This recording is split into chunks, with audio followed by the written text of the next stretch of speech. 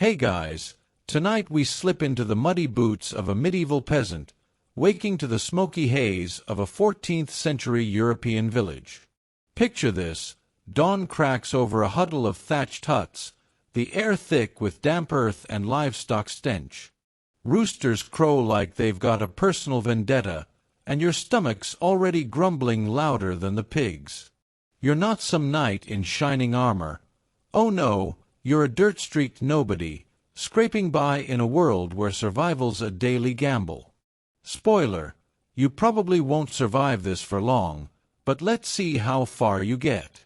So, before you get comfortable, take a moment to like the video and subscribe, but only if you genuinely enjoy what I do here. Drop a comment with your location and local time.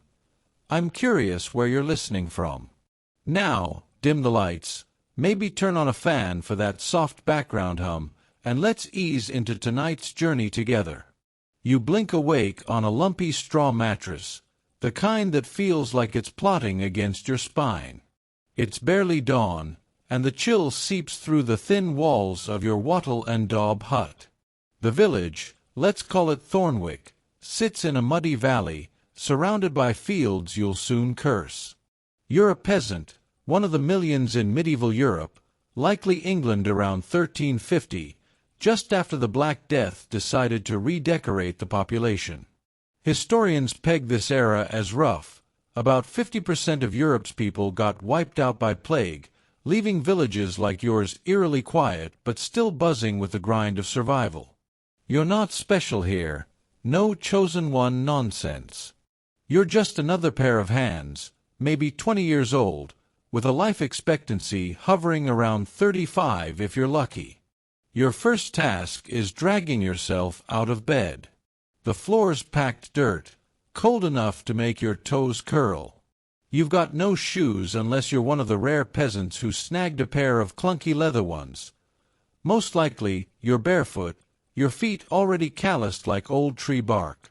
Outside, the village is stirring. A neighbor, Agnes, is yelling at her cow for wandering off again, and the blacksmith's hammer is already clanging. You grab a crust of rye bread, hard as a rock, and soak it in weak ale to make it edible. Breakfast of champions, right? A quirky tidbit: peasants sometimes mix their bread with ground acorns or even clay to stretch the flour. Talk about a gritty diet. Your role in Thornwick is clear: work, eat, sleep, repeat, all while hoping the next harvest doesn't flop. You're tied to the land, not quite a slave, but definitely not free. The manor lord, some guy named Sir Baldwin who you've seen maybe twice, owns these fields, and you owe him labor.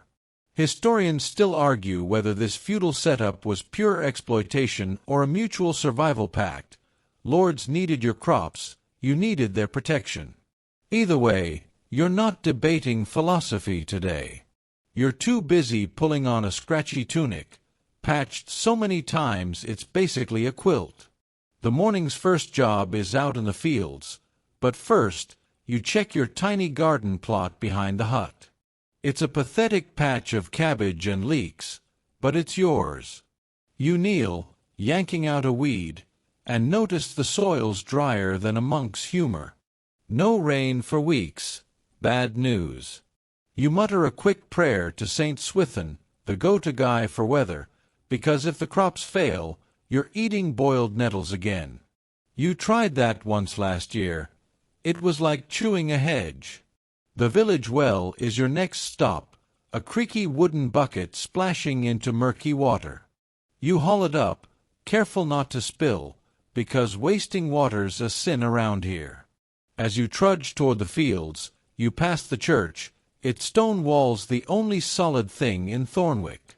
The priest, Father Edmund, glares from the doorway like he knows you skipped last Sunday's Mass. Religion's a big deal. Skipping church could land you in trouble, maybe even accused of heresy if you're not careful. You nod politely and keep moving.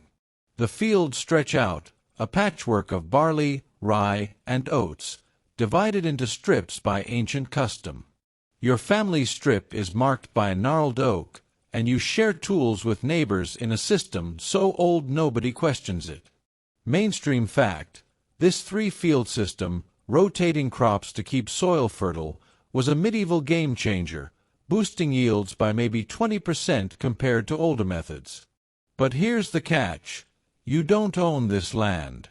You work it, sure, but Sir Baldwin gets a chunk of your harvest, sometimes half. Plus, you owe him days of labor on his personal fields, called the domain. Today's one of those days, so you grab a hoe and join a dozen other peasants, all looking as thrilled as you feel. The sun's climbing, and sweat's already beading on your forehead. You swing the hoe, breaking clods of earth, each thud vibrating up your arms. A neighbor, Tom, jokes that the Lord's fields grow better weeds than crops. Your first chuckle of the day, though it's more of a tired grunt. By noon, your back's screaming, and the sun's turned the field into an oven. You pause, wiping your brow, and spot a kid, probably the miller's boy, chasing a stray goose. It's chaos, feathers everywhere, and you can't help but smirk. Life's hard, but these moments, they're the glue holding Thornwick together. You sip from a leather flask of ale, warm and sour, wishing it was cold like that one time you tasted snowmelt from the hills. A weird rumor floats through your head. Some folks swear drinking from a certain stream makes you see fairies. You're not buying it, but after hours of hoeing, you'd take a fairy's help. The day drags on, and you're sent to repair a fence near the Lord's manor. It's just you, some willow branches, and a lot of cursing under your breath. The manor looms, its stone walls mocking your flimsy hut. You wonder what Sir Baldwin's eating, probably not acorn bread. By dusk, you're back in the village, bone-tired, with just enough light to check your garden again. A cabbage looks nibbled, rabbits, probably. You sigh, knowing tomorrow's another round of this. Survival's not glamorous, but it's your life, and you're clinging to it, one muddy step at a time. You're up before the sun again, the same rooster screeching like it's auditioning for the apocalypse. Your muscles ache from yesterday's field work, but there's no sick leave in Thornwick. Today's all about the grind, your daily toil as a peasant, the kind of labor that makes you question every life choice, except you didn't choose this. You stumble out of your hut, the air sharp with frost, and grab that same crusty rye bread. You dunk it in ale, wincing as a splinter of straw sticks in your teeth. Gotta love the medieval breakfast aesthetic, 0 stars on Yelp. The fields are calling, and not in a poetic way. You trudge through Thornwick's muddy lanes, passing Agnes shoeing her cow again. "Get on, you daft beast!" she hollers, and you smirk. Same cow, same drama. The village is a clockwork of misery and motion. The blacksmith's hammer thuds, kids chase a mangy dog, and the church bell tolls like it's judging you. You're headed to your family's strip of land today, not the Lord's domain, but don't get excited, it's still backbreaking.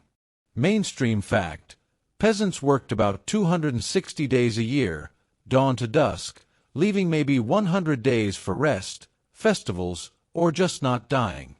That's your life, a calendar of sweat. Your strip's a narrow slice of barley, flanked by Tom's rye and Widow Jones' oats. The three-field system keeps the soil from giving up entirely, but it's no miracle. You grab a wooden plow, heavy as regret, and yoke it to an ox named Bess, who looks as thrilled as you feel. Bess lumbers forward, and you lean into the plow, guiding it through clods of earth. Each step jars your spine, and the plow snags on a rock. Classic. You curse under your breath, then glance at the church steeple. Father Edmund's probably got a direct line to God, snitching on your language. By mid-morning, your hands are blistered, and sweat stings your eyes. You pause, leaning on the plow, and spot the miller's kid, sneaking a nap under a hedge. "Nice try, what?" you mutter, half jealous. A quirky tidbit. Some peasants believed sleeping near certain plants, like yarrow, could ward off evil spirits. You're tempted to test it, but napping's a luxury you can't afford. The Lord's bailiff, a sour man named Ralph, patrols the fields, eyeing everyone like you're plotting a heist. He's here to ensure you don't slack off or, accidentally, harvest a bit extra for yourself. Ralph's the kind of guy who'd fine you for breathing too loud. You keep plowing, the ox's breath steaming in the chilly air. Your mind wanders to last year's harvest, when a storm flattened half the barley. You ate boiled turnips for weeks. Turnips, the vegetable equivalent of giving up. Historians still argue whether peasant diets were barely sufficient or straight-up starvation fuel. Either way, you're not feeling like a fitness influencer. Lunch is a break under that gnarled oak, just you, Tom, and a shared loaf of bread. Tom's griping about Ralph. "Man's got a face like a slapped fish." You snort, spraying crumbs. Joke number 1, and it's not even noon. Post-lunch, you switch to weeding, crouching between barley stalks, yanking out nettles that sting like they've got a grudge. Your knees crack, and you're pretty sure your back's staging a coup. A neighbor's kid runs by, shouting about a fox in the henhouse, and you roll your eyes. Foxes, kids, Ralph, everyone's out to make your day harder. You spot a weird plant, maybe henbane, and recall a village rumor. Brew it wrong, and you'll see demons. Brew it right, and you're just poisoned. Medieval herbalism's a wild ride. Afternoon drags, and you're sent to the common pasture to check the village sheep. Thornwick shares a flock, maybe 30 scrawny ones, and you're counting heads when one bolts. You chase it, slipping in mud, and finally grab its wool, panting like you ran a marathon. "You're lucky you're not stew yet," you tell the sheep, half serious. Back in the fields, you sickle some barley for practice. Harvest's weeks away, but you're rusty. The blade's dull, and your swings are sloppy, but you manage a few stalks. Tom watches, smirking. "You cut like my gran," he says. You fire back, "Least I don't smell like her," and he cackles. Joke 2, nailed it. As the sun dips, you're hauling water from the well for tomorrow's planting. The bucket's heavier than your life's regrets, and your arms burn. You pass the manor, where candlelight flickers through real glass windows. Fancy. Sir Baldwin's probably eating capon, whatever that is, while you're dreaming of cheese. A strange custom pops into your head. Some peasants buried a loaf in the field for good luck. You're not sure if it's for the crops or the mice, but you're too tired to care. Dusk settles, and you're back at your hut, collapsing onto the straw mattress. Your hands are raw, your tunic's damp, and you smell like Bess the ox. You chew a leek from your garden, wincing at its bite, and sip more ale. The village quiets, save for a distant dog barking. You think about tomorrow. More plowing, more Ralph, more praying the barley doesn't die. This is your life, one furrow at a time, and you're already wondering how long you can keep this up. A final joke to end the day. You're so tired, you'd sleep through the second coming, but Father Edmund would probably wake you for tithes. The dawn's barely cracked, and you're already awake, stomach snarling like a cornered badger. Hunger's your constant companion in Thornwick, a medieval village where food's more rumor than reality some days. You roll off your straw mattress, the usual backstab of stiffness hitting you, and grope for yesterday's bread crust. It's stale enough to double as a weapon, but you soak it in watery ale anyway. Outside, the air's damp, carrying the sour tang of manure and wood smoke. You're a peasant, scraping by in 1350s England, and today's about one thing: finding enough to eat so you don't keel over before sunset. You shuffle to your tiny garden plot, where cabbages and leeks fight for survival against weeds and rabbits. You pluck a wilted leek, sniffing it suspiciously, half rotten, but it'll do. Your diet's a sad parade of vegetables, grains, and the occasional dream of meat. Mainstream fact: peasants consumed about 2,000 calories daily when crops were good, but that's a big when. Famine was a regular guest, especially after the Black Death slashed the workforce, leaving fields fallow. You're not starving yet, but your ribs are starting to feel like old friends you've lost touch with. You head to the village common, where a few neighbors barter scraps. Agnes, the cow lady, offers a turnip for your leek. Fair trade, she says, but her smirk says she knows it's not. You swap anyway. Variety's the spice of life, or at least of not gagging on dinner. A quirky tidbit: some peasants ate pottage, a stew of whatever wasn't moving, sometimes spiked with hedgehog fat for flavor. You're not that desperate, but give it a week. You spot what? The miller's kid, eyeing a basket of apples by the baker's stall. Don't even think it, you warn, half joking. He grins, all teeth and trouble. Joke one, and it's barely morning. The fields are your next stop, not for work but for scavenging. You're checking the edges of your barley strip, hoping for early grains or forgotten roots. The soil's stingy, offering only a few wild onions. You pocket them, ignoring the dirt under your nails. Historians still argue whether peasants were chronically malnourished or just teetering on the edge. Either way, your stomach's voting for starving. You remember last spring's famine, when Thornwick's grain stores ran dry, and you boiled tree bark for soup. Tasted like despair with a side of splinters. Mid-morning, you're sent to the Lord's granary to haul sacks for Sir Baldwin's kitchens. The granary's a fortress of food you'll never taste. Wheat, oats, even peas, all guarded by Ralph, the bailiff with a face like a stepped-on pie. You lug a sack, its weight mocking your empty belly, and catch a whiff of fresh bread from the manor. Your mouth waters, but you know better than to dream. Instead, you sneak a handful of loose grains when Ralph's empty, tucking them into your tunic. Risky, but hunger's a great lawyer. By noon, you're back in the village, helping the baker's wife, Maud, grind grain at the mill. The mill's a creaky beast, and you turn the stone while Maud sifts flour. She's chatty, gossiping about a neighbor who got caught watering down ale. Find a whole pig, she says, and you whistle. Losing a pig's like losing a limb around here.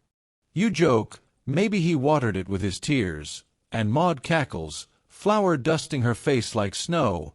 Joke too, and you're on a roll. Lunch is your garden's sad leek, mashed with those wild onions.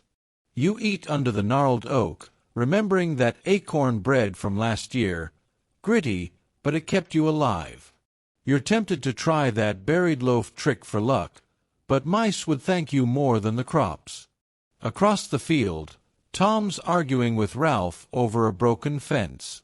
"Fix it yourself, you old toad," Tom mutters, and you stifle a laugh. Joke 3, and you're done for now. Afternoons spent foraging in the woods bordering Thornwick. You're after berries, mushrooms, anything that won't poison you.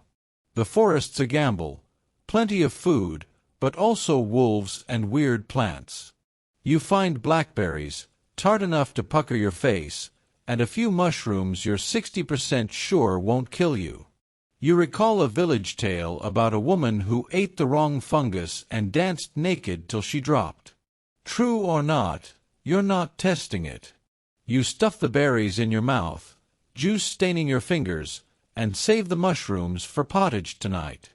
Dusk creeps in, and you're back at your hut, stirring a pot over a smoky fire. The pottage is leeks, onions, and a pinch of barley, gourmet for Thornwick. You sip it slowly, savoring the warmth, though it's thin as a widow's hope. The village quiets, save for a distant owl and Agnes yelling at that cow again. You lean back, staring at the fire's glow, wondering how long you can stretch your food. Winter's coming, and with it, hunger's sharper teeth. For now, you've got enough to see tomorrow, but in this life, tomorrow's never promised. You wake to the usual rooster riot, but today the air's colder, slicing through your threadbare tunic like a knife. Your hut's no sanctuary, its walls of wattle and daub let in drafts that could audition for a ghost story. You're a peasant in Thornwick, 1350s England, and today's about finding some shred of comfort in a home that's more survival pod than cozy cottage. You roll off your straw mattress, wincing as a splinter jabs your foot. The floor's dirt, packed hard but always damp, and you're already shivering before you've taken a step. You fumble for your cloak, a patched wool thing that smells like damp sheep, and wrap it tight. Your hut's a single room, maybe 10 feet by 15, with a fire pit in the center that's more smoke than heat. The roof's thatch, leaky in storms, and you've got one tiny window, just a hole with a wooden shutter.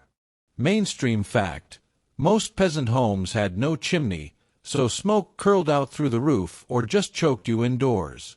Your eyes sting as you poke the fire's embers, coaxing a weak flame from damp sticks.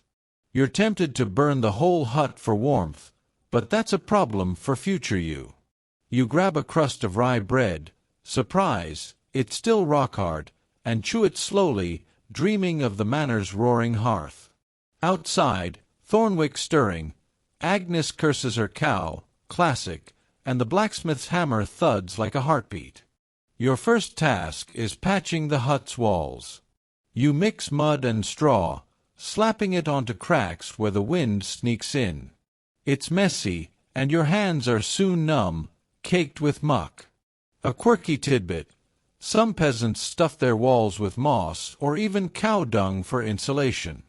You're not that desperate, but give it a winter. By mid-morning, you're hauling firewood from the village edge. The Lord lets peasants gather fallen branches, but only from his forest. Take too much, and Ralph the bailiff will fine you a week's bread. You drag a bundle, thorns snagging your tunic, and spot what?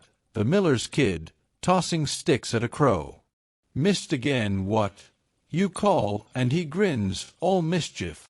Bet I'd hit Ralph, he says, and you laugh, joke one, and it's not even noon. Back at the hut, you stack the wood, noticing a hole in the thatch. Great, another job. You climb a rickety ladder, patching it with straw and mud, your fingers stiff as icicles. From up here, Thornwick looks almost peaceful, huts huddled like scared sheep, fields stretching to the hills. But you know better. This place is a treadmill of toil. Historians still argue whether peasant homes were barely livable or cleverly adapted. Your vote's on misery with a roof.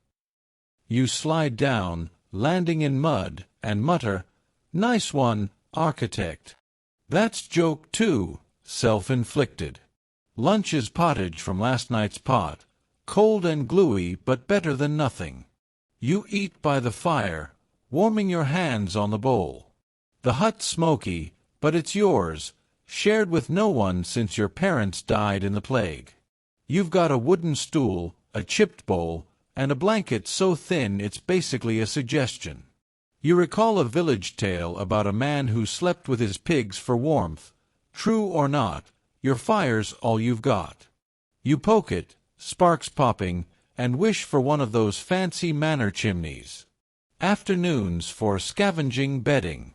Your straw mattress is flat as a pancake, crawling with fleas that throw nightly raves. You trek to the meadow, cutting dry grass with a sickle, sneezing as dust flies. A neighbor, Tom, passes by, hauling his own bundle. "Fancy a goose-feather bed," he teases, and you snort. "Sure, and a silver spoon," you fire back, joke 3, and you're keeping score. You haul the grass home, stuffing your mattress till it's less torture device and more tolerable. The fleas, though, they're permanent roommates. As dusk falls, you're back inside, stoking the fire. You hang a pot of water to boil, tossing in a leek for flavor, gourmet, Thornwick style. The hut's warmer now, but the wind still whistles through cracks you missed. You sit on your stool, sipping hot water, and glance at your treasures: a wooden spoon, a cracked jug, and a pebble you kept because it's vaguely heart-shaped. Pathetic, but they're yours. You remember last winter, when ice coated the walls, and you slept in your cloak, teeth chattering like a minstrel's lute. The village quiets, save for a dog barking and Agnes's cow, yep, still wandering. You wrap yourself in that sad blanket, curling by the fire. A weird custom pops into your head. Some peasants hung garlic by the door to keep spirits out. You're skeptical, but after a day like this, you'd try anything for a good night's sleep. Your hut's no palace, but it's a shield against the cold, the wolves, and the world's indifference. For now, you're warm enough to dream of tomorrow, though you know it'll bring more mud, more cold, and more reasons to envy Sir Baldwin's stone walls. You wake to a cough that rattles your chest, the kind that feels like your lungs are staging a revolt. The air in your Thornwick hut is damp, smoky, and smells like last week's pottage went rogue.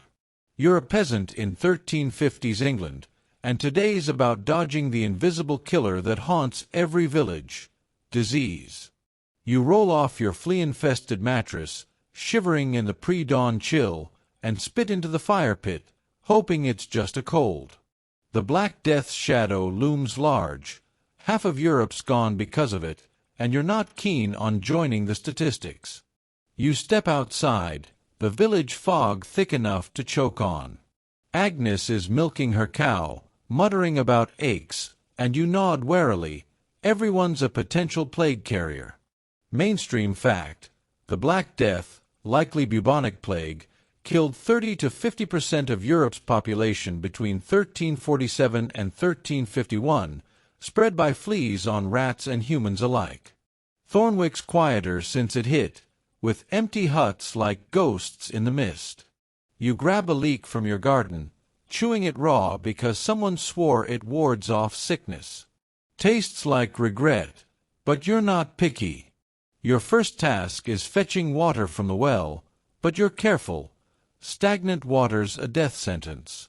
The bucket's slimy, and you squint at the murk, hoping it's not breeding something nasty. A quirky tidbit: some peasants believed wearing a dead toad around your neck could cure fevers. You'd rather not test that theory, but you get the desperation. You haul the water home, boiling it over your smoky fire. The steam's a small comfort, but your cough's getting wetter, and you're starting to sweat despite the cold. By mid-morning, you're in the fields, hoeing barley with Tom, who's sneezing like he's auditioning for a plague sequel. "Stay over there," you half-joke, waving your hoe. He grins. "What, scared I'll curse you?" Joke one, but it's too real to laugh hard.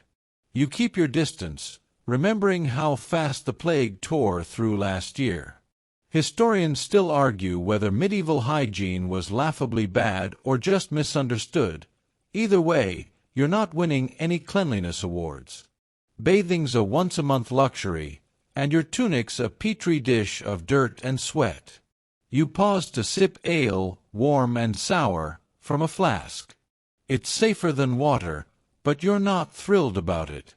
The village healer, Old Meg, shuffles by, her sack of herbs rattling.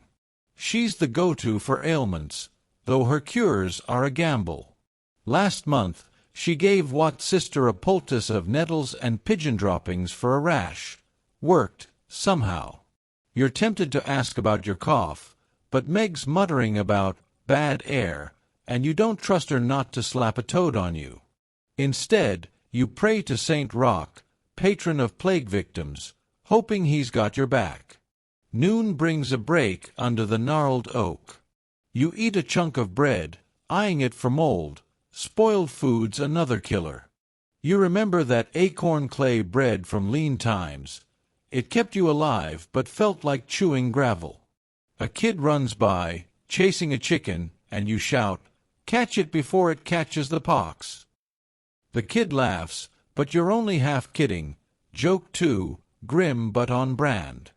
You're back to hoeing, each swing jarring your chest.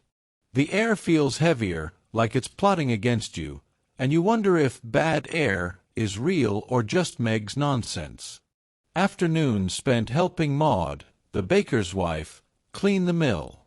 Dust swirls, and your cough worsens, each hacked like a knife in your ribs. Maud notices, tossing you a sprig of thyme. "Chew it," she says. "Keeps the spirits out." You comply, though it tastes like licking a forest.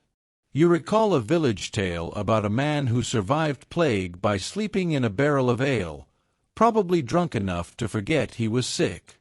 You're not that lucky, but you're careful, avoiding Tom's sneezes and washing your hands in the stream, even if the water's dubious. Dusk falls, and you're back in your hut, stirring pottage with that boiled water and a sad cabbage. The fire's weak, smoke curling like a warning. You're feverish now, and panic creeps in. Is this just a cold or something worse? You wrap your cloak tighter, remembering the plague pits outside Thornwick, filled with neighbors you'll never see again. "If I go, at least I won't owe Ralph taxes," you mutter. Joke 3, dark but fitting. You sip the pottage, praying the time does something, anything. The village is quiet, save for a dog's howl and Agnes's cow, still wandering, naturally. You lie on your mattress, fleas be damned, and stare at the smoky ceiling. Disease is a lottery you're forced to play, and the odds aren't great. You think of Meg's herbs, St. Roche's prayers, even that toad nonsense, anything to tip the scales. For now, you're breathing, coughing, surviving. But in Thornwick, every sniffle's a reminder. Death's always closer than you'd like. You're awake, coughing again, the damp chill of your Thornwick hut wrapping around you like a soggy blanket. The fire's down to embers, and your breath clouds in the dim light. You're a peasant in 1350s England, and today's about navigating the iron grip of the social order, lords, bailiffs, and the invisible chains that keep you tethered to this muddy village. You drag yourself up, wincing at the ache in your bones, and chew a stale crust of bread. It's like biting a brick, but hunger doesn't care. Outside, the rooster's still screaming, and you're already dreading the day's obligations to Sir Baldwin, the manor lord who owns your world. You pull on your patched tunic and step into the village, where Thornwick's pecking order is as clear as the mud underfoot. You're a villain, not quite a slave but far from free, bound to the land and the lord's whims. Mainstream fact: feudalism locked peasants into a system where you worked the lord's fields, paid tithes, and needed permission to sneeze. Okay, not that last one, but it feels like it. You trudge toward the manor, where Ralph the bailiff waits, his scowl sharper than a scythe. Your job today is repairing a barn on Sir Baldwin's domain, a task you owe as part of your labor dues. The manor looms, its stone walls a stark contrast to your flimsy hut. You join a handful of neighbors, hammering wooden pegs into a sagging barn roof. Ralph hovers, barking orders like you're a dog. "Faster, you lazy sod," he snaps, and you bite back a retort about his face scaring the nails straight. Joke 1, kept to yourself. You hammer harder, wood splintering, and glance at Tom, who's muttering about Ralph's mother and a goat. You smirk but stay focused. Mouthing off could land you in the stocks. By mid-morning, your arms burn, and sawdust coats your throat, making that cough from yesterday worse. You pause, sipping warm ale from a flask, and overhear two peasants whispering about a villain who ran off to a town last year. Freedom's a dream, but runaways risk being dragged back, or worse. A quirky tidbit: some lords branded fugitive peasants on the forehead, like livestock. You touch your brow, glad it's unscarred, and get back to work. Historians still argue whether feudal bonds were pure oppression or a trade-off for security. Either way, you're not feeling secure. Noon brings a break, and you sit against the barn, chewing a wilted leek from your garden. The manor's kitchens waft smells of roasted meat, a cruel tease for your empty stomach. You spot Sir Baldwin through a window, his fine cloak flashing as he laughs with some knight. You're invisible to him, just another pair of hands. Bet he's never touched a hammer, you mutter to Tom, who snorts. Aye, he'd cry if he got a splinter, joke two, and you're both grinning like rebels. Afternoons spent hauling straw to thatch the barn roof. You climb a ladder, balancing precariously, while Ralph yells about sloppy work. You're tempted to accidentally drop straw on him, but you settle for a quiet fantasy of him tripping into a pigsty. The social order's rigid. Sir Baldwin's at the top, Ralph's his enforcer, and you're somewhere below the oxen. Even the church piles on. Father Edmund expects a tenth of your crops for God's work, though you suspect it's funding his new cloak. You recall a village tale about a peasant who hid grain from the tithe and got struck by lightning. Probably nonsense, but you're not testing it. As the sun dips, you're sent to the manor's stables, mucking out stalls. The horses eat better than you do. Oats, not acorns. You shovel manure, coughing into your sleeve, and think about that runaway again. Towns sound nice, with guilds and markets, but leaving means abandoning your family strip of land. Plus, Ralph would hunt you down faster than a fox after a hen. You finish, hands reeking, and trudge back to Thornwick's muddy lanes. At least the horses don't owe tithes, you grumble. Joke 3, bitter but true. Dusk settles, and you're in your hut, stirring pottage over the fire. The day's left you sore, humiliated, and still coughing. You sip the watery broth, staring at the flames, and wonder if Sir Baldwin even knows your name. The village is quiet, save for Agnes yelling at her cow. Yep, still at it. You lie on your mattress, fleas nipping, and feel the weight of your place in this world. You're no lord, no priest, just a cog in Thornwick's machine, grinding away until it breaks you. For now, you close your eyes, hoping tomorrow's demands don't crush you entirely. You wake to the familiar stab of cold in your Thornwick hut, the air heavy with smoke and the faint whiff of mildew. Your cough still lingering, a reminder of last week's scare, but you're upright, so that's something. You're a peasant in 1350s England, and today's about the one thing that keeps this village from unraveling: faith. Religion's not just a Sunday hobby, it's the glue holding your world together, and the fear of God's wrath is as real as the mud under your feet. You roll off your straw mattress, grab a crust of bread, yep, still hard as a rock, and head out, the rooster's screech trailing you like a bad omen. The church looms at Thornwick's heart, its stone walls the only thing not crumbling in this village.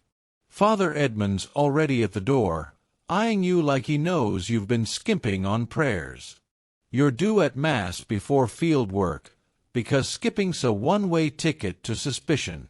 Mainstream fact: the Catholic Church dominated medieval life, with 90% of Europeans attending Mass regularly, shaping everything from laws to your daily guilt. You shuffle into the dim nave, the air thick with incense and damp stone. The pews, well, benches, are packed with neighbors, Agnes clutching her rosary, Tom looking half asleep.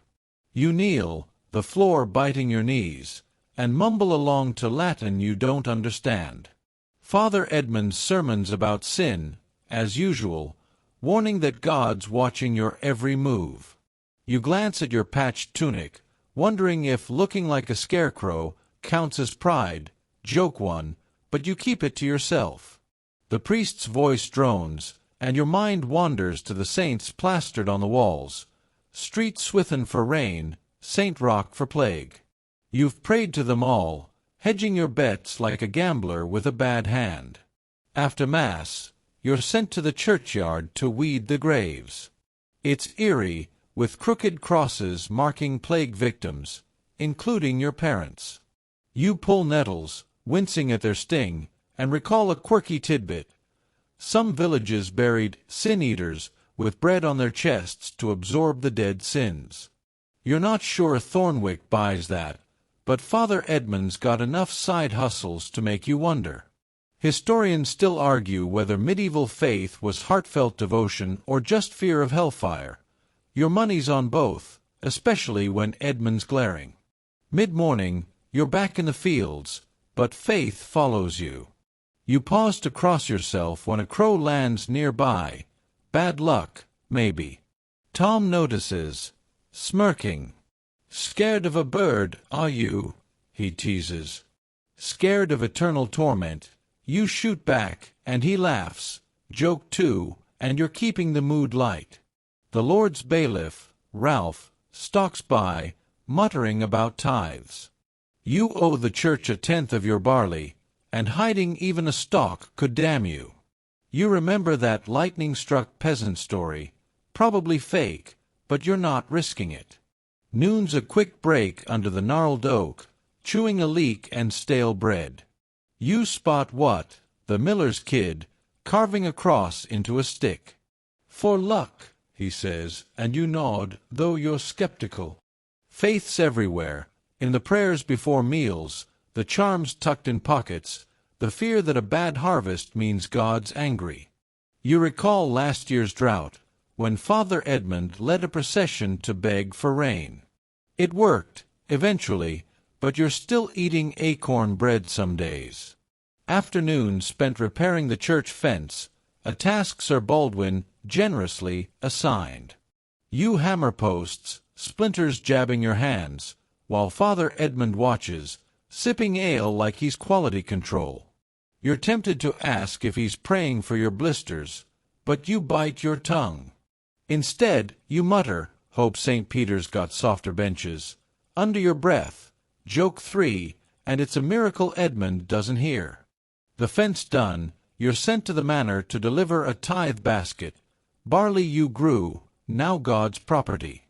The injustice stings, but questioning it feels like poking a beehive. Dusk falls, and you're back in your hut, stirring pottage over the fire. The village is quiet, save for the church bell tolling vespers. You kneel by your mattress, muttering a prayer to St. Jude, patron of lost causes, because that's you in a nutshell. You think of Father Edmund's sermons, the saints, the fear of judgment. Faith's a lifeline, but it's also a leash, keeping you in line with promises of heaven and threats of hell. You lie down, fleas nipping, and wonder if God's really watching Thornwick's muddy struggles.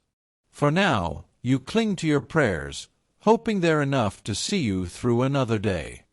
You wake to a bone-deep chill, your breath puffing like smoke in the gloom of your Thornwick hut. Winter's creeping in, its icy fingers already clawing at 1350s England, and today's about surviving the season that turns your village into a frozen gauntlet. You roll off your straw mattress, coughing, "Yep, that's still here," and grope for your cloak, threadbare but better than nothing.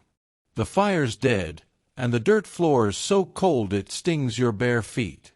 You're a peasant, and winter's not just a season, it's a test you might not pass.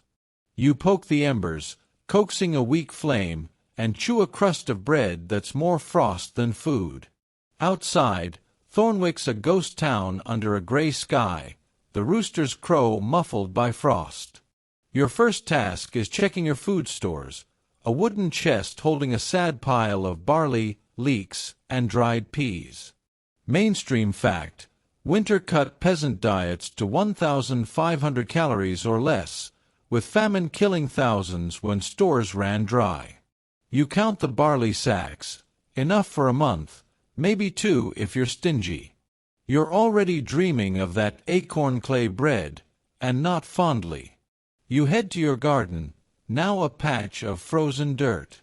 The cabbages are gone, rabbits or frost claiming them, and you curse under your breath.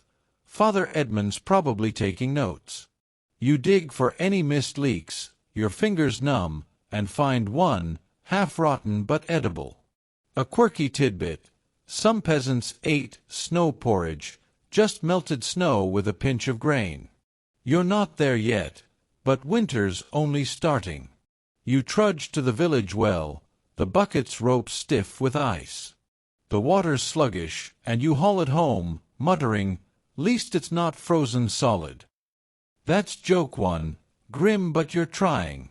Mid-morning, you're sent to the Lord's woods to gather firewood, Sir Baldwin's generous allowance, though Ralph the bailiff watches like you're stealing gold.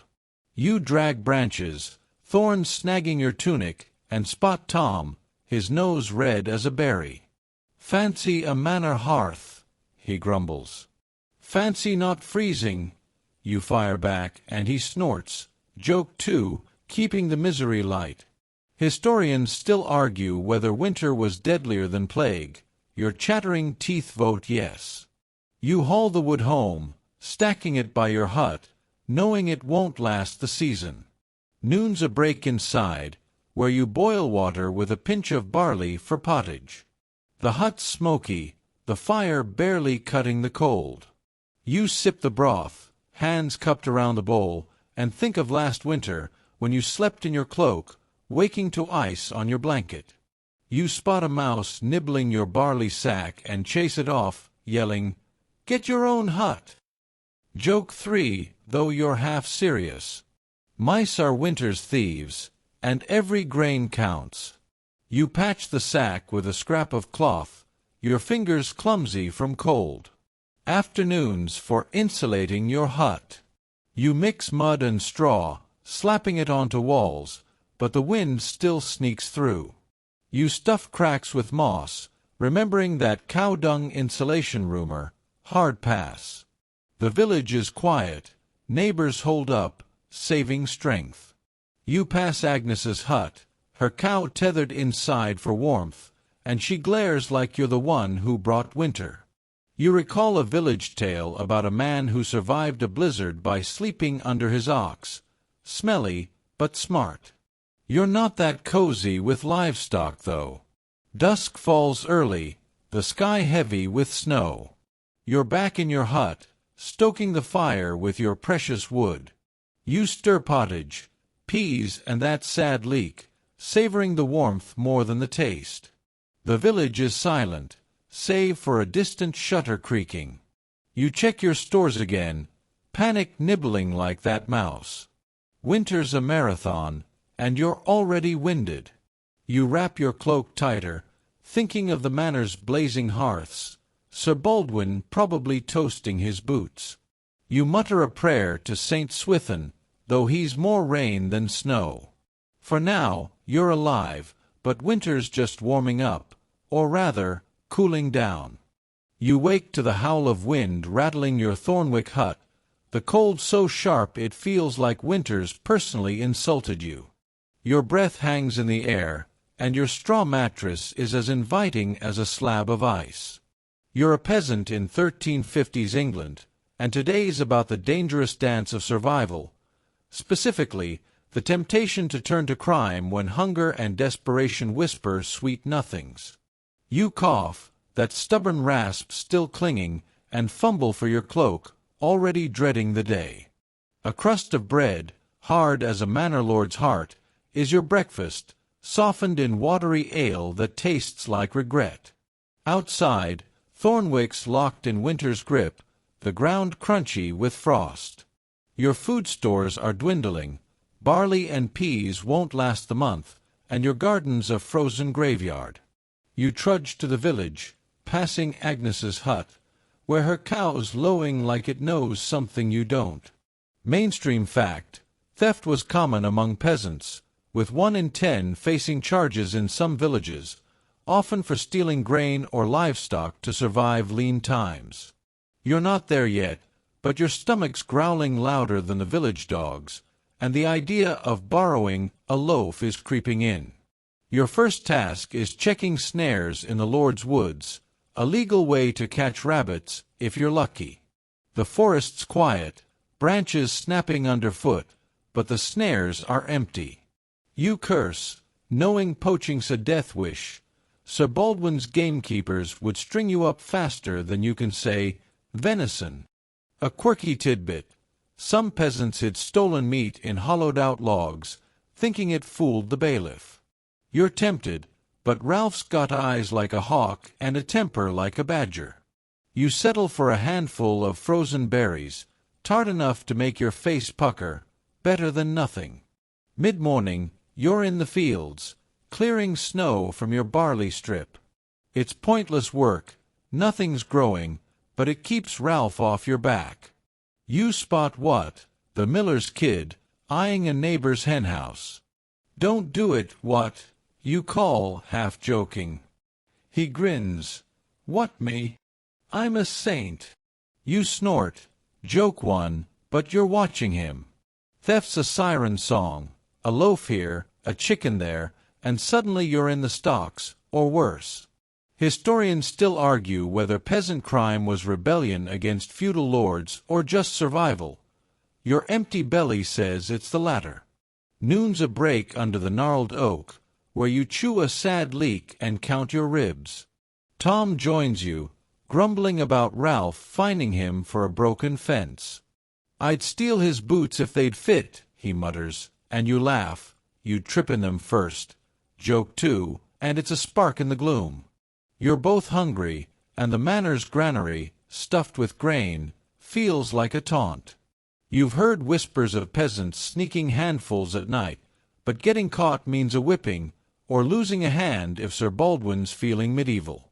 Afternoon spent hauling firewood for the church, a charitable task Father Edmund assigned. You drag branches, your fingers numb, and past the manor, where smoke curls from chimneys you'll never afford.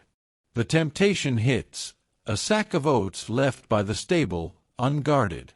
You could grab it, hide it in your hut, blame a fox. But Ralph's shadow looms, and you remember a villager who lost an ear for stealing apples.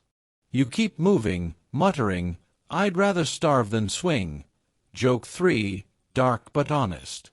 Dusk settles, and you're back in your hut, stirring pottage, peas and a pinch of barley, thin as a promise. The fire's weak, and your rationing would like its gold. You think of that oat sack, your stomach twisting. A village tale floats up, a thief who fed his family for a winter, then vanished, hanged or escaped, no one knows.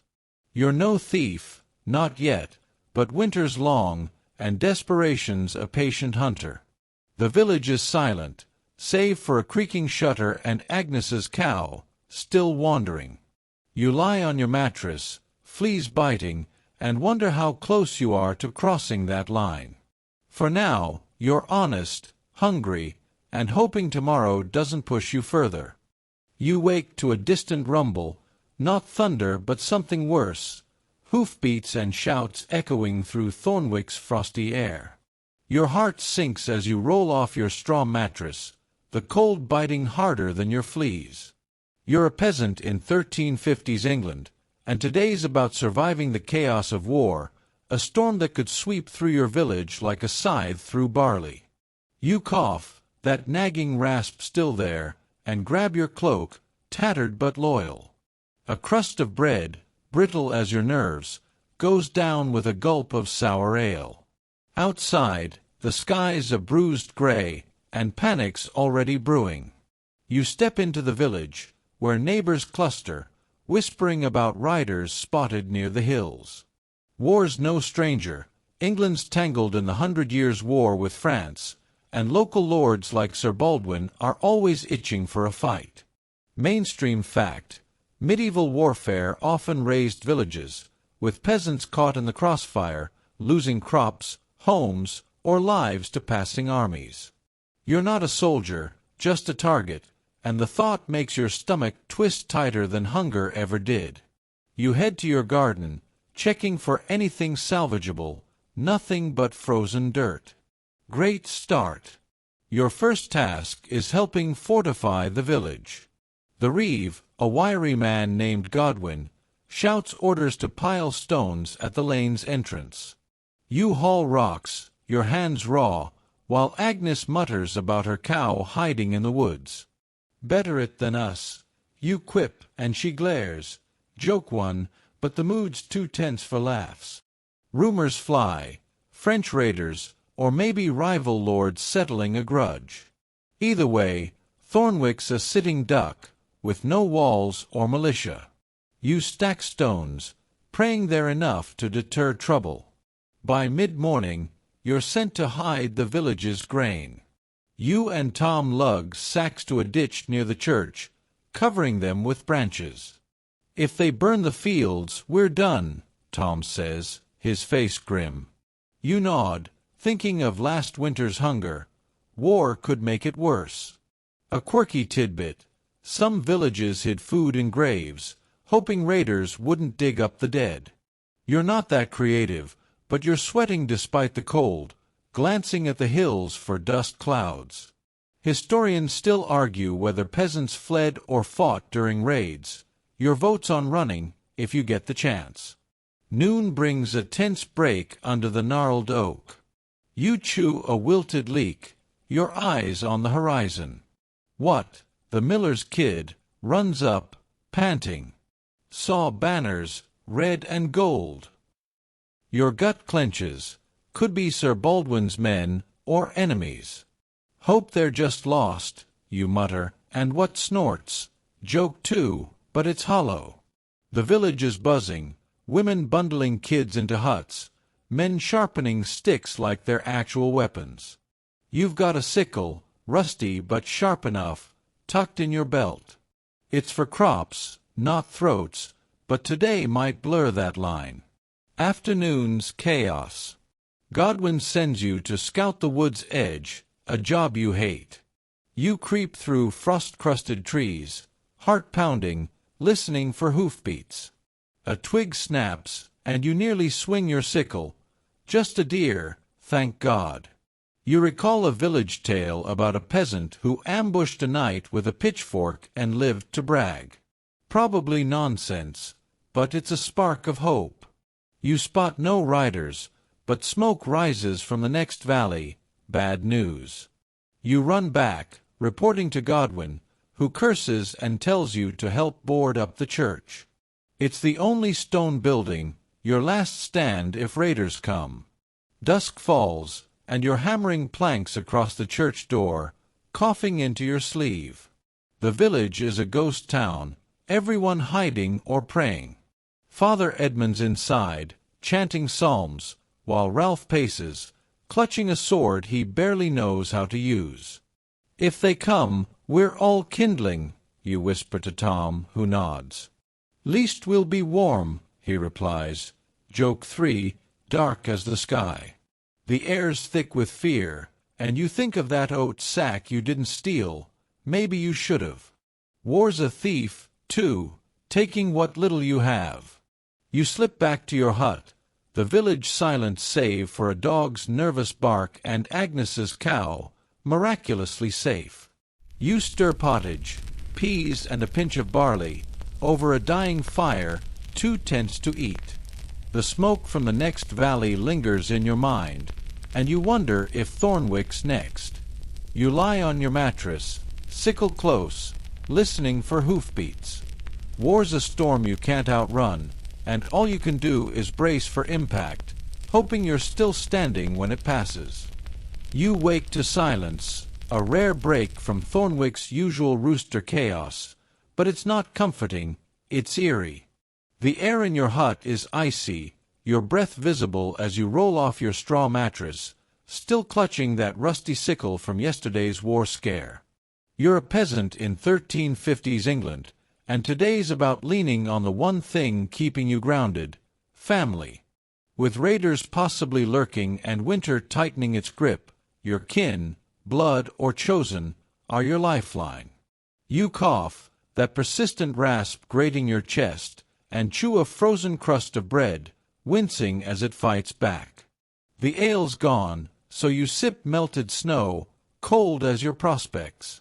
Outside, Thornwick's on edge, the village lanes empty save for a stray dog sniffing frost. Yesterday's smoke from the next valley lingers in your mind, but no hoofbeats yet.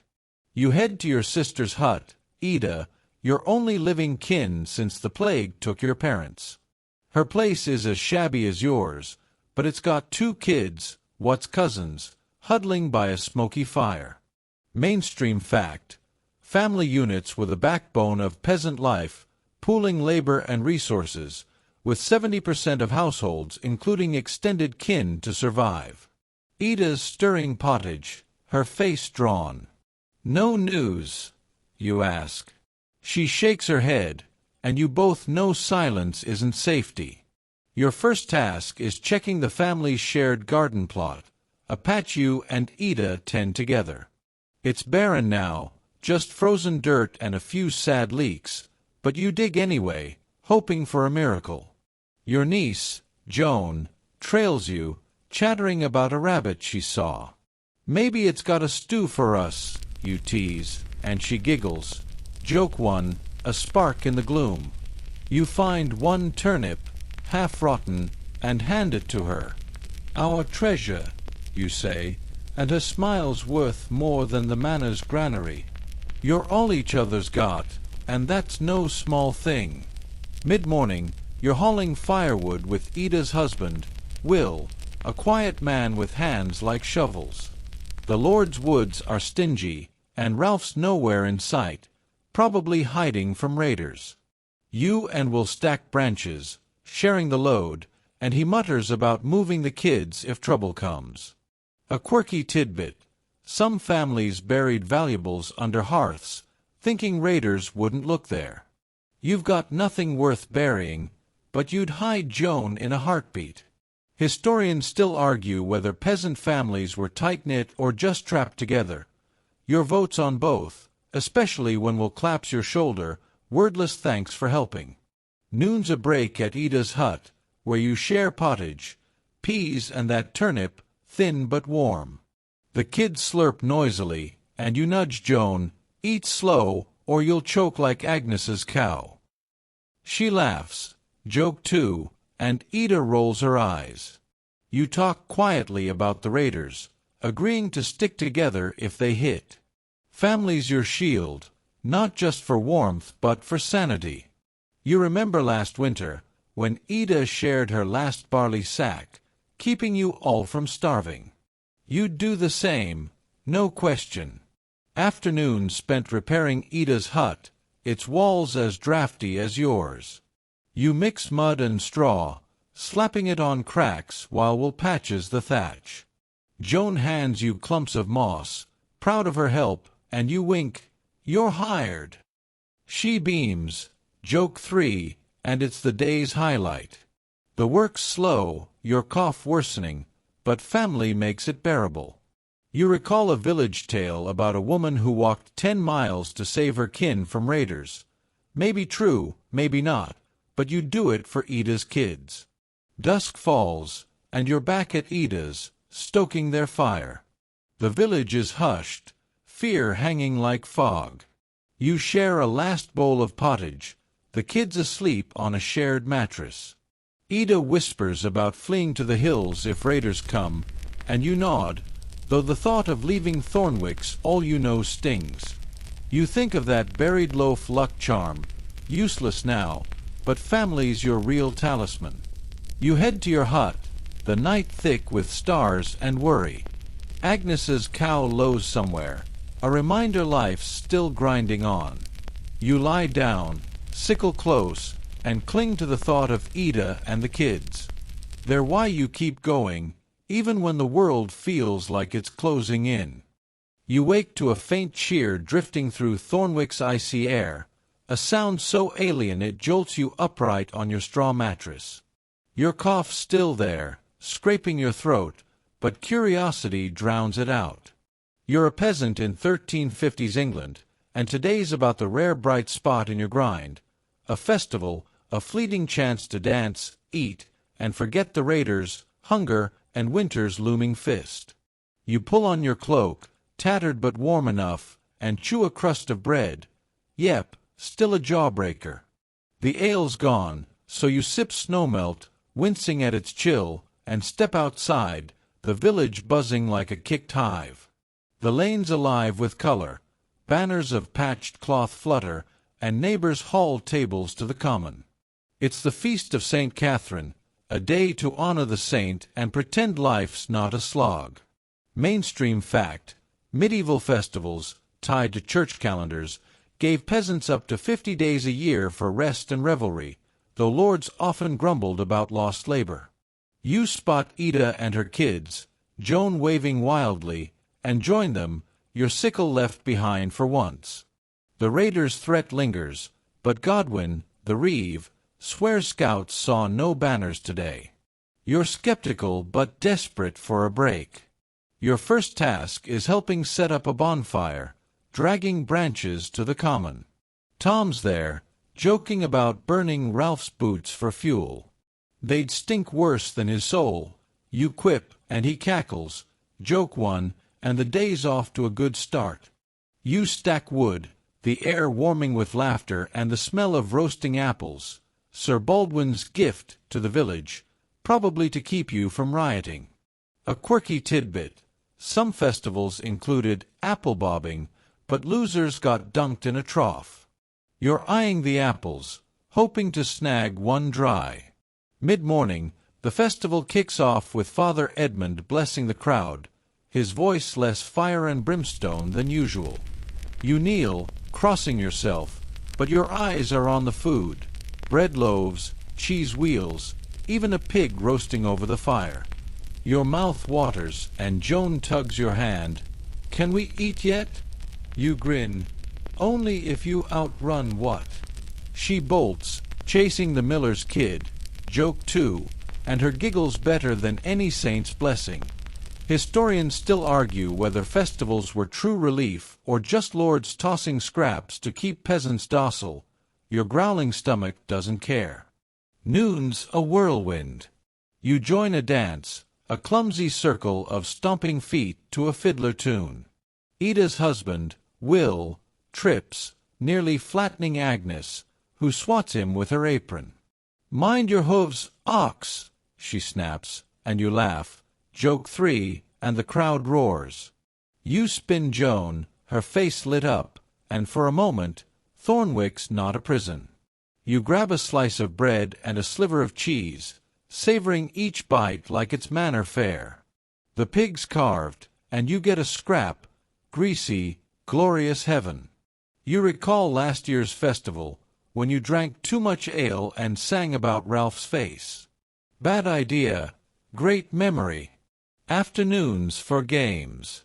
You try your hand at archery, your arrow wobbling like a drunk goose. What wins, strutting like a lord, and you mutter, "Bet he'd miss a barn." He hears, sticking out his tongue, "Kids, right?" You cheer Joan in a sack race, her tiny legs pumping, and clap when she flops second. The air's thick with smoke, laughter, and the clink of ale mugs. A village tale pops up. A fiddler once played so well, the devil danced with him. You glance at the fiddler, half expecting horns, but he's just old Giles, missing a tooth.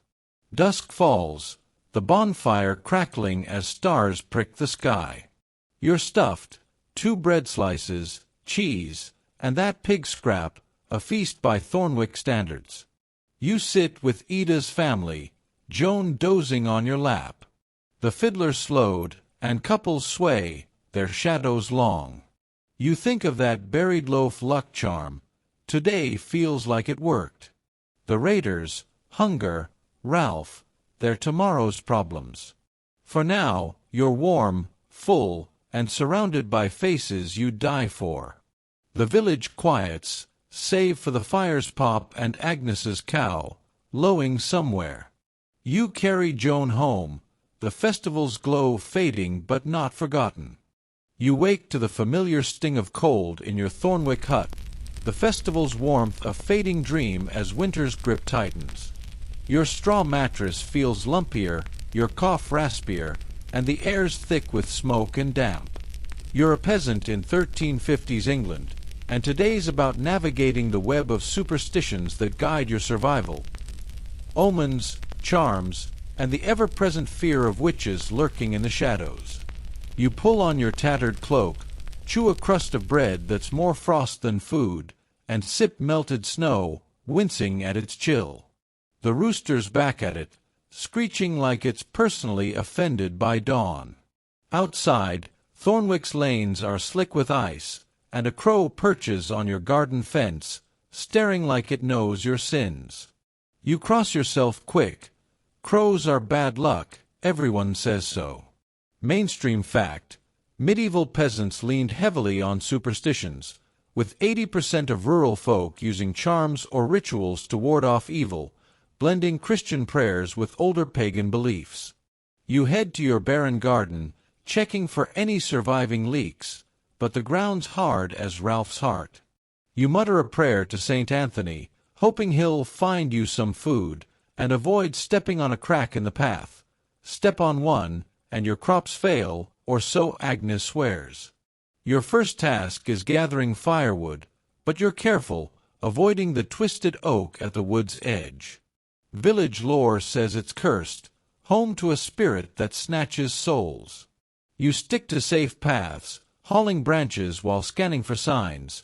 A bent twig could mean witches, a red leaf good fortune. A quirky tidbit: some peasants tied bells to trees to scare off evil spirits. Imagine the racket. You spot Tom, who's whistling to keep fairies at bay. Scared of pixies, are you? You tease, and he grins. Rather them than Ralph. Joke one, and it's a small win in the gloom. Mid-morning, you're in the fields, clearing ice from your barley strip. A neighbor's dog howls, and you freeze.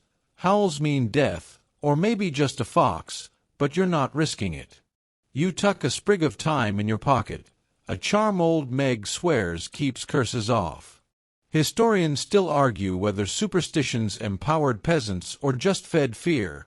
Your vote's on fear, especially when you spot a strange mark scratched in the dirt, like a witch's sigil. You scuff it out, heart pounding, and recall a village tale about a woman who saw a black cat and lost her cow. Agnes's cow's still wandering, so maybe it's true. Noon's a break under the gnarled oak, where you chew a sad turnip and eye the sky for omens. Clouds shaped like crosses are good. Those look like, well, trouble. What runs by, waving a stick with a hagstone tied to it? Holes in stones ward off witches, he says. Better than your aim. You quip, and he laughs. Joke too, keeping things light. You're half tempted to borrow that stone, especially after hearing about a villager accused of witchcraft last year. She was shunned, her hut burned, guilty or not, fears a quick judge. Afternoon spent helping Ida mend her hut's door, which creaks like it's hexed. You hammer pegs, avoiding knots in the wood.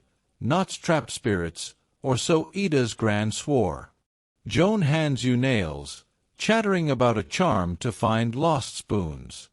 Wish it found cheese, you mutter, and she giggles. Joke 3, and her smile's a charm itself. You hang a horseshoe above the door, its U-shape catching luck, and recall that toad necklace cure for fevers. Superstition's a wild mix of hope and nonsense. Ida whispers about a neighbor brewing witchy potions. You shrug, but you're watching that hut now. Dusk falls, and you're back in your hut, stirring pottage, peas and a pinch of barley, over a smoky fire. You hang garlic by the door, less for spirits than habit. The village is quiet, save for a distant owl and Agnes's cow, lowing like it's cursed too. You lie on your mattress, fleas nipping, and think of that crow, the dirt mark, the omens piling up. Superstitions are your map through a world that's out to get you, and you cling to them, praying they're enough to dodge whatever's lurking. Witch, spirit, or just another bad day. You wake to a dull ache in your joints, the kind that whispers you're not as young as you were a decade ago in Thornwick's relentless grind. The hut's air is damp, smoky, and colder than yesterday, your straw mattress offering no comfort against the creeping frost. You're a peasant in 1350s England, and today's about facing the toll of aging in a world that chews up bodies faster than a bad harvest. Your cough's still there, a stubborn guest, and you fumble for your cloak, its patches outnumbering the original wool. You chew a crust of bread, hard as a bailiff's glare, and sip melted snow, the chill settling in your bones. Outside, Thornwick's lanes are icy, the village hunched under winter's weight. You trudge past Agnes's hut, her cow lowing like it's tired of life too. You're maybe 30, but feel 50. Hard labor and lean meals age you quick. Mainstream fact: medieval peasants rarely lived past 40, with only 20% reaching what we'd call middle age, worn down by toil, disease, and malnutrition. Your back creaks as you head to your garden, now a frozen patch of nothing. You dig for a forgotten leak, each bend a reminder your body's not keeping up. Your first task is hauling water from the well, but your arms protest, weaker than last year. The bucket feels heavier, the rope biting your calloused hands. You spot what? The miller's kid, skipping stones nearby. Want to carry this? You call, half joking. I'd spill it all, he grins, joke one, and you smirk, envying his energy. You haul the water home, sloshing half, and think of your father, gone at 35, his hands gnarled like old roots. You're on that path, and it's not a scenic one. Mid-morning, you're in the fields, hoeing frost from your barley strip. Each swing jars your shoulders, and your knees crack louder than the ice. Tom's nearby, limping from a fall last week. We're falling apart, mate, he mutters. Least we're not Ralph's age, you quip, and he snorts, joke too, a nod to the bailiff's sour immortality. A quirky tidbit: some peasants believed drinking dew cured aches, tried it once, tasted like dirt. Historians still argue whether aging peasants were valued for wisdom or just burdens.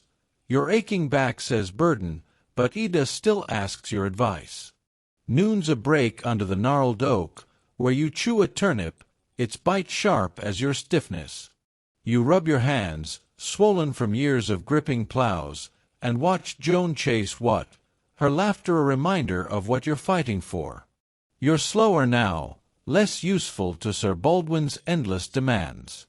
You recall a village tale about an old man who wandered off to die in the woods, sparing his kin, dark, but you get it. Your family needs you, but your body's betraying the team. Afternoon spent repairing a fence for the church, a task Father Edmund gifted you. You hammer posts, each blow vibrating through your wrists, and your cough worsens, wet and heavy. Joan brings you a stick to lean on, her eyes worried. You're not old yet, she says, and you wink. Tell that to my knees, joke 3, and her giggles a bomb. You're aging faster than the manor's stone walls, and the thought of winter's hunger, raiders, or another plague makes you wonder how many seasons you've got left. Dusk falls, and you're back in your hut, stirring pottage, peas and a sad pinch of barley, over a weak fire. The smoke stings your eyes, or maybe that's just weariness. You sit, bones creaking, and check your hands, scars, calluses, a map of your life.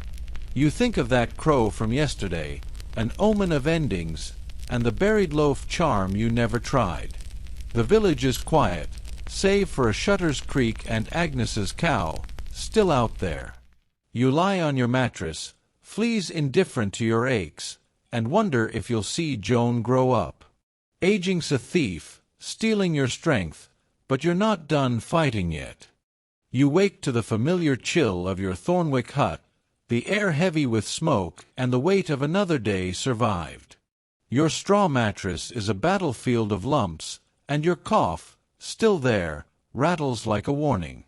You're a peasant in 1350s England, and today's about reflecting on your place in this unforgiving world, wondering what mark, if any, you'll leave behind.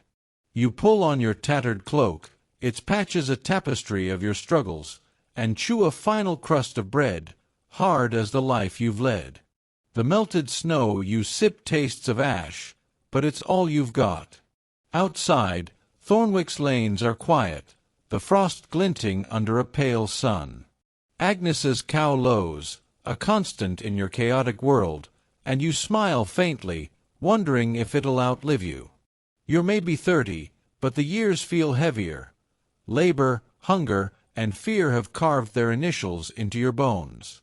Mainstream fact: most peasants left no written record, their lives fading into the soil they worked, with only 1% of villages preserving names in manor rolls.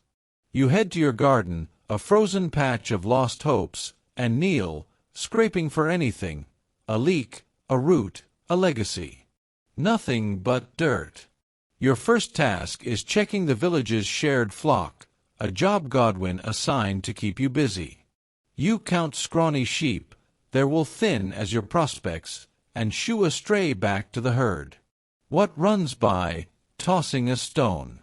Bet you're slower than them, he teases, and you retort, bet I'd outlast you in a famine, joke one, sharp but fond. You think of Ida's kids, Joan especially, and wonder if they'll remember you as more than a shadow in Thornwick's mud. Mid-morning, you're sent to the manor to clean Sir Baldwin's stables, a task as thankless as your life. You shovel manure, your back screaming, and catch a glimpse of the Lord through a window, his life a world apart. A quirky tidbit: some peasants carved their initials into trees, hoping for immortality. You've got no knife sharp enough, but the idea lingers. Will anyone know you were here? Historians still argue whether peasants saw their lives as fleeting or purposeful. Your vote's on fleeting, but you keep going for Joan, for Ida, for stubbornness. Noon's a break under the gnarled oak, where you chew a turnip, its bitterness matching your thoughts. You watch Tom limp by, older than you but still fighting.